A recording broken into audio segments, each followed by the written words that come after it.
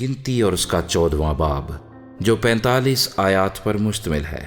تب ساری جماعت زور زور سے چیخنے لگی اور وہ لوگ اس رات روتے ہی رہے، اور کل بنی اسرائیل موسیٰ اور ہارون کی شکایت کرنے لگے، اور ساری جماعت ان سے کہنے لگی، ہائے کاش ہم مصر ہی میں مر جاتے، یا کاش اس بیابان ہی میں مرتے۔ خداوند کیوں ہم کو اس ملک میں لے جا کر تلوار سے قتل کرانا چاہتا ہے؟ پھر تو ہماری بیویاں اور بال بچے لوٹ کا مال ٹھہریں گے۔ کیا ہمارے لیے بہتر نہ ہوگا کہ ہم مصر کو واپس چلے جائیں؟ پھر وہ آپس میں کہنے لگے، آؤ ہم کسی کو اپنا سردار بنا لیں اور مصر کو لوٹ چلیں۔ تب موسیٰ اور ہارون بنی اسرائیل کی ساری جماعت کے سامنے اوندھے منہ ہو گئے، اور نون کا بیٹا یشوع اور یفنا کا بیٹا کالب، جو اس ملک کا حال دریافت کرنے والوں میں سے تھے، اپنے اپنے کپڑے پھاڑ کر بنی اسرائیل کی ساری جماعت سے کہنے لگے کہ وہ ملک جس کا حال دریافت کرنے کو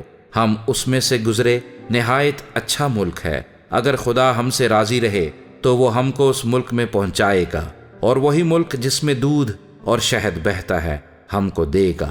فقط اتنا ہو کہ تم خداوند سے بغاوت نہ کرو اور نہ اس ملک کے لوگوں سے ڈرو، وہ تو ہماری خوراک ہیں، ان کی پناہ ان کے سر پر سے جاتی رہی ہے، اور ہمارے ساتھ خداوند ہے، سو ان کا خوف نہ کرو۔ تب ساری جماعت بول اٹھی کہ ان کو سنگسار کرو۔ اس وقت خیمہ اجتماع میں سب بنی اسرائیل کے سامنے خداوند کا جلال نمایاں ہوا،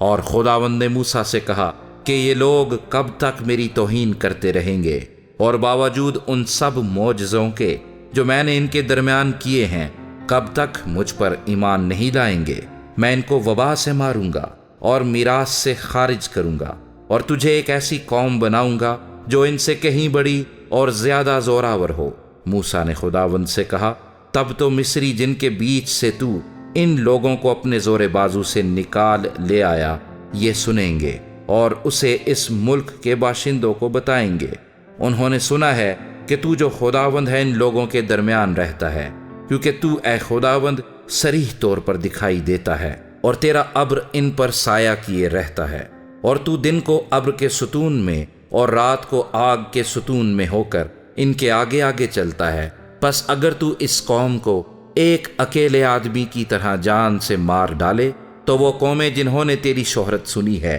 کہیں گی کہ چونکہ خداوند اس قوم کو اس ملک میں جسے اس نے ان کو دینے کی قسم کھائی تھی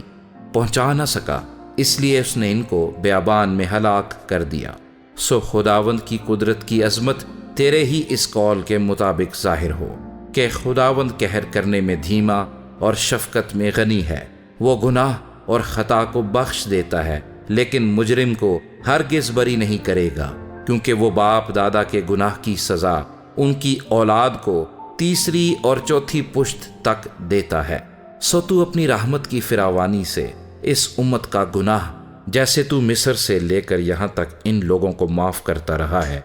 اب بھی معاف کر دے۔ خداوند نے کہا، میں نے تیری درخواست کے مطابق معاف کیا، لیکن مجھے اپنی حیات کی قسم اور خداوند کے جلال کی قسم جس سے ساری زمین معمور ہوگی، چونکہ ان سب لوگوں نے جنہوں نے باوجود میرے جلال کے دیکھنے کے اور باوجود ان معجزوں کے جو میں نے مصر میں اور اس بیابان میں دکھائے پھر بھی 10 بار مجھے آزمایا اور میری بات نہ مانی، اس لیے وہ اس ملک کو جسے دینے کی قسم میں نے ان کے باپ دادا سے کھائی تھی دیکھنے بھی نہ پائیں گے، اور جنہوں نے میری توہین کی ہے ان میں سے بھی کوئی اسے دیکھنے نہیں پائے گا۔ پر اس لیے کہ میرے بندے کالب کی کچھ اور ہی طبیعت تھی اور اس نے میری پوری پیروی کی ہے، میں اس کو اس ملک میں جہاں وہ ہو آیا ہے پہنچاؤں گا، اور اس کی اولاد اس کی وارث ہوگی، اور وادی میں تو امالیکی اور کنانی بسے ہوئے ہیں۔ سو کل تم گھوم کر اس راستے سے جو بحر کلزم کو جاتا ہے بیابان میں داخل ہو جاؤ۔ اور خداوند نے موسیٰ اور ہارون سے کہا، میں کب تک اس خبیث گروہ کی جو میری شکایت کرتی رہتی ہے برداشت کروں؟ بنی اسرائیل جو میرے برخلاف شکایتیں کرتے رہتے ہیں، میں نے وہ سب شکایتیں سنی ہیں، سو تم ان سے کہہ دو، خداوند کہتا ہے، مجھے اپنی حیات کی قسم ہے کہ جیسا تم نے میرے سنتے کہا ہے میں تم سے ضرور ویسا ہی کروں گا۔ تمہاری لاشیں اسی بیابان میں پڑی رہیں گی، اور تمہاری ساری تعداد میں سے یعنی 20 برس سے لے کر اس سے اوپر کی عمر کے تم سب جتنے گنے گئے اور مجھ پر شکایت کرتے رہے، ان میں سے کوئی اس ملک میں جس کی بابت میں نے قسم کھائی تھی کہ تم کو وہاں بساؤں گا جانے نہ پائے گا، سوا یفنا کے بیٹے کالب اور نون کے بیٹے یشوع کے، اور تمہارے بال بچے جن کی بابت تم نے یہ کہا کہ وہ تو لوٹ کا مال ٹھہریں گے، ان کو میں وہاں پہنچاؤں گا، اور جس ملک کو تم نے حقیر جانا وہ اس کی حقیقت پہچانیں گے، اور تمہارا یہ حال ہوگا کہ تمہاری لاشیں اسی بیابان میں پڑی رہیں گی، اور تمہارے لڑکے بالے 40 برس تک بیابان میں آوارہ پھرتے اور تمہاری زناکاریوں کا پھل پاتے رہیں گے، جب تک کہ تمہاری لاشیں بیابان میں گل نہ جائیں، ان 40 دنوں کے حساب سے جن میں تم اس ملک کا حال دریافت کرتے رہے تھے۔ اب دن پیچھے ایک برس یعنی 40 برس تک تم اپنے گناہوں کا پھل پاتے رہو گے،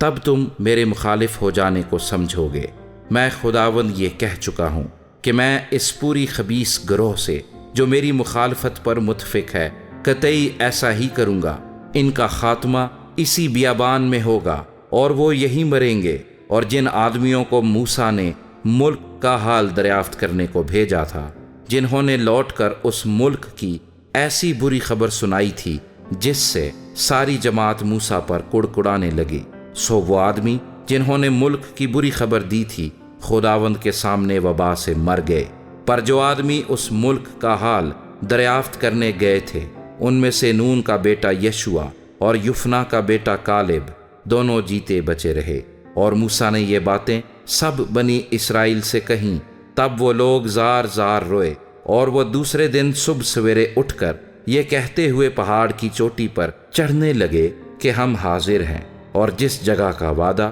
خداوند نے کیا ہے وہاں جائیں گے، کیونکہ ہم سے خطا ہوئی ہے۔ موسیٰ نے کہا، تم کیوں اب خداوند کی حکم عدولی کرتے ہو؟ اس سے کوئی فائدہ نہ ہوگا، اوپر مت چڑھو، کیونکہ خداوند تمہارے درمیان نہیں ہے، ایسا نہ ہو کہ اپنے دشمنوں کے مقابلے میں شکست کھاؤ، کیونکہ وہاں تم سے آگے امالیکی اور کنانی لوگ ہیں، سو تم تلوار سے مارے جاؤ گے، کیونکہ خداوند سے تم برگشتہ ہو گئے ہو۔ اس لیے خداوند تمہارے ساتھ نہیں رہے گا۔ لیکن وہ شوخی کر کے پہاڑ کی چوٹی تک چڑھے چلے گئے، پر خداوند کے عہد کا صندوق اور موسیٰ لشکر گاہ سے باہر نہ نکلے۔ تب امالیکی اور کنانی جو اس پہاڑ پر رہتے تھے ان پر آ پڑے اور ان کو قتل کیا، اور ہرما تک ان کو مارتے چلے گئے۔